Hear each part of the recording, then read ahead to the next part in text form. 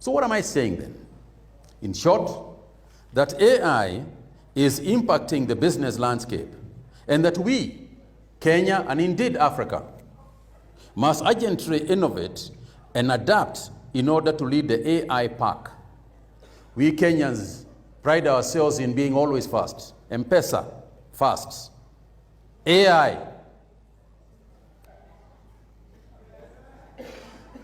And therefore, let's ask ourselves, how will AI, artificial intelligence, affect my industry or business? Because you should be thinking about it. If you're in business, if you're in an industry, you must be thinking about it. What about the matatu business, for example? Will your driverless matatus become the norm as the world is gradually signaling? Can you imagine a Kenya?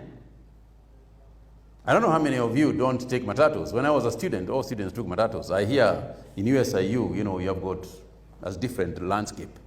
That's why you have got a very big parking. We didn't have a parking when I was here, it was not necessary. But can you imagine a situation where matatus don't have drivers? I don't know how many people, I don't know how many drivers we have in the matatu sector. But if tomorrow you are told all matatus will drive around without drivers, what about the driving school business?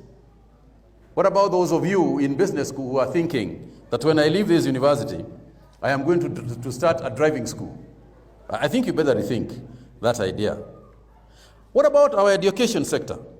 How can our education system harness developments like chat, GPT, without compromising the quality of the learning experience? I don't know whether professors are aware of this, but you can simply ask the question, go to chat, these guys here know this better than we do, and they can simply produce an answer to your question. Correctly done. In fact, more impressive than a professor would write. True or not true? I can see you smiling. What careers then? What careers will emerge in the AI future? Will being a graphic designer or an animator suffice with the proliferation of AI? What will you do as a graphic designer? Will you draw?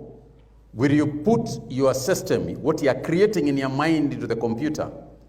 Will you know how to do that in the first place? And that informs the education system that we must have. Will engineers retain their roles, or will their role evolve to supervising robots executing mechanical tasks? I cannot predict the extent to which Africa will rise as it relates to its adaptation of AI. But I do know one thing. Just as we were colonized because we lacked a simple technology, and I would like to pause here and ask, do you know what that simple technology was? The simple technology that made Africa be colonized and a lot of the rest of the world was a simple technology called gunpowder. You know what use gunpowder has? We risk domination again as Africa and the third world and the South. We risk domination again should we fail to secure the tools we need to compete. Kenya currently lags behind Egypt, South Africa, Tunisia, and Morocco in its readiness to implement AI, and its growth may unfortunately be impaired by policies that can only advance if they are driven from the top. The President, the National Assembly must appreciate and realize that this is the core area that we should all be engaging in debates about.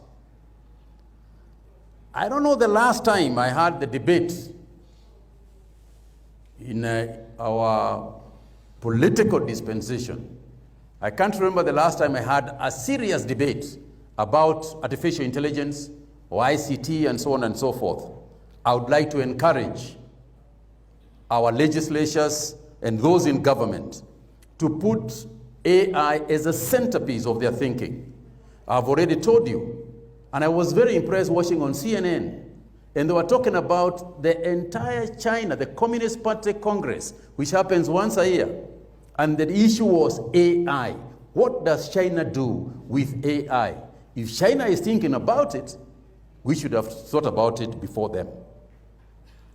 If I could roll back the clock and position myself where you are now as a student in this university, I would strike the iron while it's hot and carve out for myself a niche area of AI that will cement my future and catapult our country into the hemisphere of developed nations. I would distance my psyche from labels that characterize me as a scrambler and therefore limit me. And I would burst through the boundaries to reach the skies. I know that each and every student here was born to become a leader. That is why you are here. And I believe that you know that too. So go forth, conquer, and enjoy walking the unbeaten path.